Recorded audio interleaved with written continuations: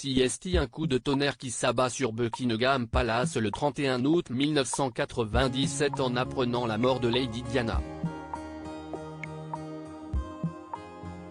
La princesse de Galles vient de perdre la vie à la suite d'un accident de voiture en pleine nuit sous le pont de l'Alma, au cœur de Paris.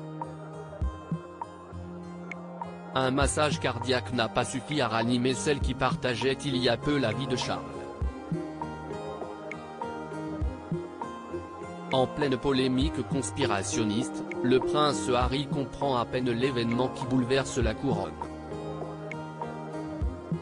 Dans ses mémoires intitulées Le suppléant, le duc de Sussex évoque se souvient des photos chocs des paparazzi révélant l'arrière de la tête de sa mère, affalée sur le siège arrière. Je pense qu'à ce moment-là, je cherchais des preuves que c'était réellement arrivé, explique aujourd'hui le fils de Lady Diana en interview avec ITV. La preuve qu'elle avait été dans la voiture, qu'elle avait été blessée. Le prince Harry confie, je cherchais aussi à avoir mal parce qu'à ce moment-là, j'étais encore assez insensible à tout ça. C'était, encore une fois, mon corps, mon système nerveux en quelque sorte, qui s'est arrêté. Un souvenir vieux de plus d'une vingtaine d'années se rappelle encore à sa mémoire, celui de l'intrusion de Charles dans sa chambre à Balmoral pour lui souffler à l'oreille, « Mon chéri, maman a eu un accident de voiture ». Le jeune adolescent de 12 ans aurait ensuite attendu que son père le rassure sur l'état de santé de sa mère. Mais le prince de Galles ne l'a pas fait.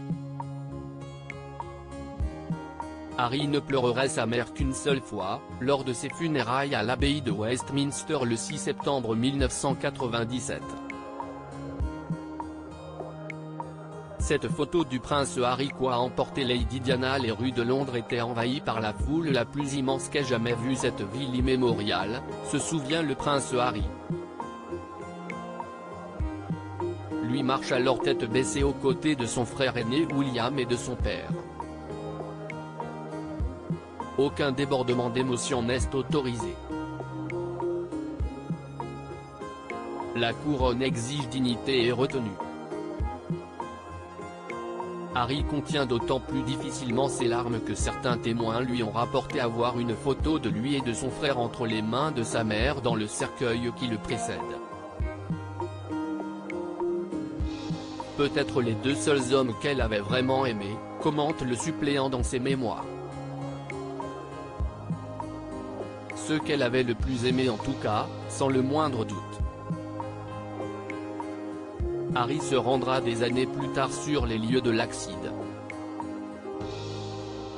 C'était une très mauvaise, écrit-il. J'avais eu beaucoup de mauvaises idées en 23 ans, mais celle-ci était particulièrement malsaine.